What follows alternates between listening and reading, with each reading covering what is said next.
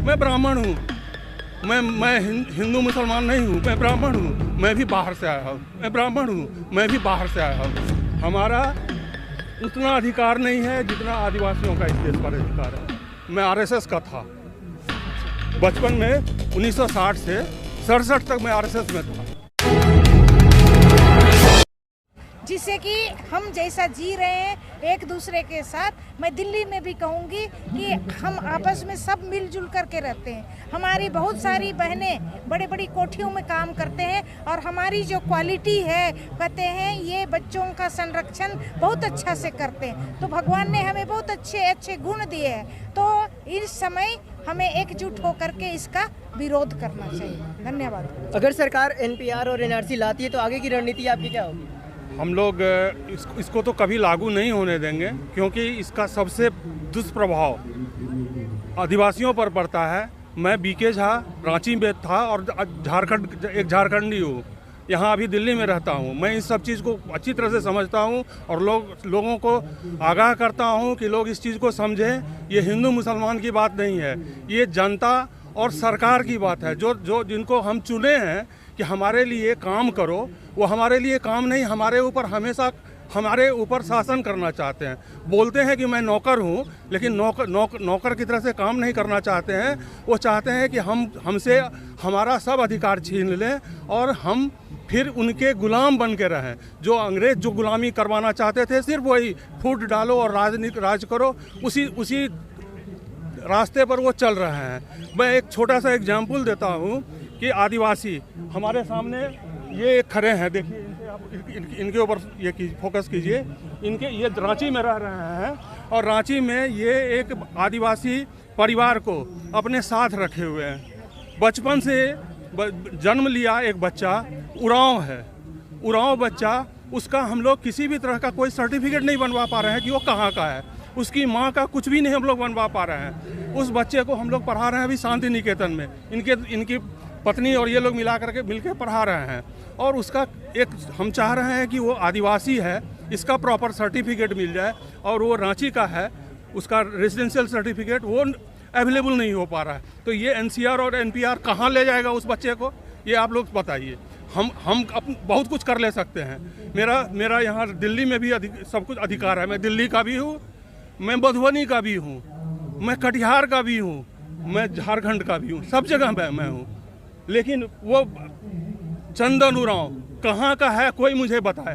वहाँ के जो मुख्यमंत्री हैं हेमंत सोरेन, वो भी बताएं कि चंदन उरांव कहाँ का है, जिससे मैं उसका एक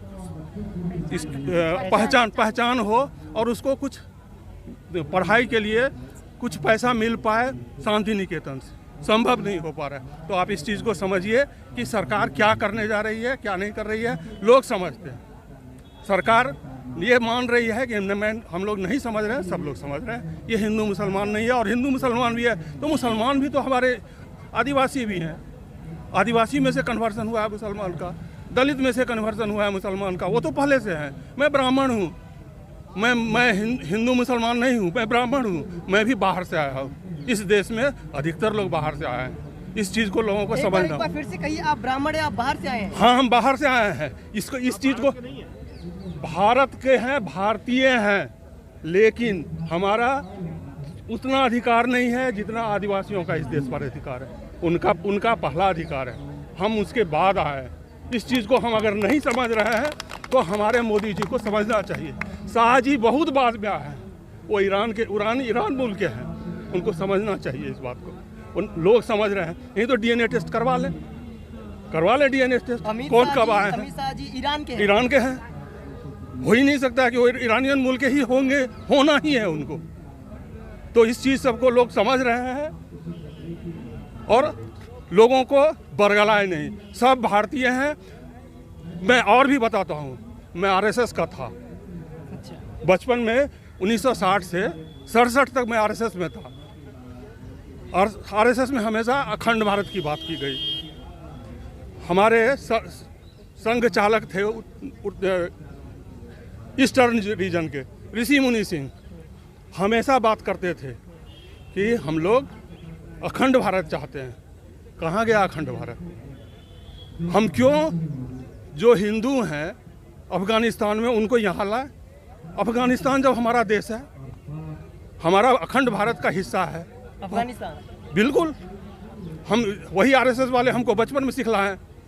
पाकिस्तान हमारा अखंड भारत है, तो अखंड भारत का सिर्फ ज्योग्राफिकल ये नहीं होता है, पॉलिटिकल ज्योग्राफी नहीं होता है, एक कल्चर है हमारा।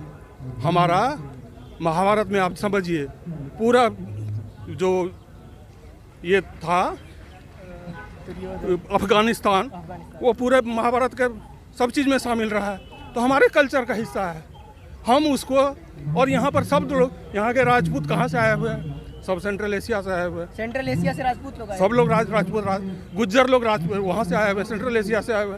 तो इतिहास को नहीं पढ़ने वाले लोग वो हमारे शासक बन गए और व्हाट्सएप यूनिवर्सिटी से इतिहास हमको पढ़ाना चाह रहे हैं। हम नहीं पढ़ेंगे। मतलब आप आपने क्यों छोड़ा सर? आप जी आरएसएस क्यों छोड़ा सर?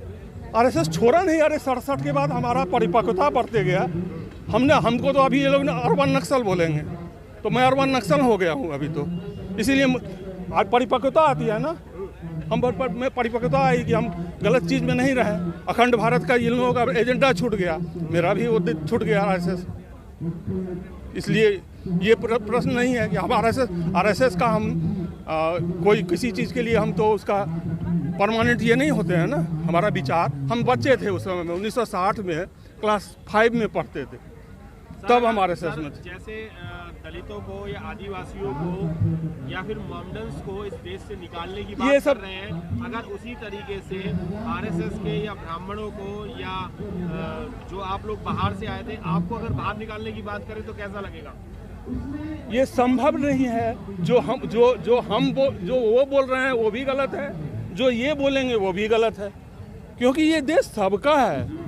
ये सनातनियों का देश है और सनातनी का मतलब होता है जो हो रहा है, जो होता रहा है वो होता रहे।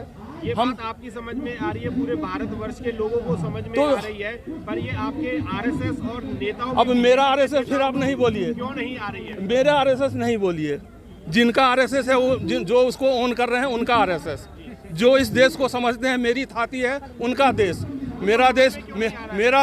उनको समझाने के लिए हम लोगों को, सब लोगों को सड़क पर आना पड़ा, आ गए हैं हम लोग सड़क पर आप कितने भी आंदोलन कर लें, 3 महीने से आंदोलन रोड डेली हो रहे हैं और बस करते। देखिए हम जब बताए कि हम आरएसएस में थे तो हम जयप्रकाश नारायण जी के भी साथ थे और उन्होंने अनवरत क्रांति की बात की है, संपूर्ण क्रांति और अनवरत क्रांति की बात की है। तो ये बहुत तो छोटा सा चीज़, आदमी का जिंदगी जो है ना बहुत छोटा होता है। हमको हमारे देश का जो कंटिन्यूटी है वो तो चलते रहना है, हमारी सभ्यता का कंटिन्यूटी चलते रहना है। तो उसको चलाने के लिए हम अगर समझे कि हम अपनी ज़िंदगी में ही सब कुछ पालेंगे, पॉसिबल संभव नहीं है।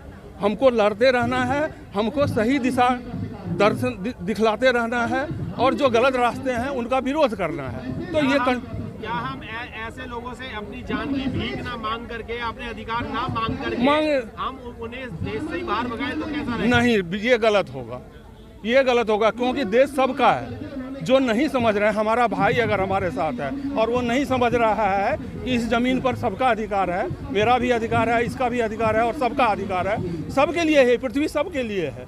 लोगों को नहीं समझ में आ रहा है ये पृथ्वी अभी जितनी आबादी है 8 अरब करीब आबादी है, जितना हमारा विज्ञान का ये डेवलपमेंट हुआ है और बहुत सारा डेवलपमेंट संभव है। अभी का जो डेवलपमेंट हो चुका है उस वैज्ञानिकता से हम इससे 10 गुना आबादी को खिला सकते हैं।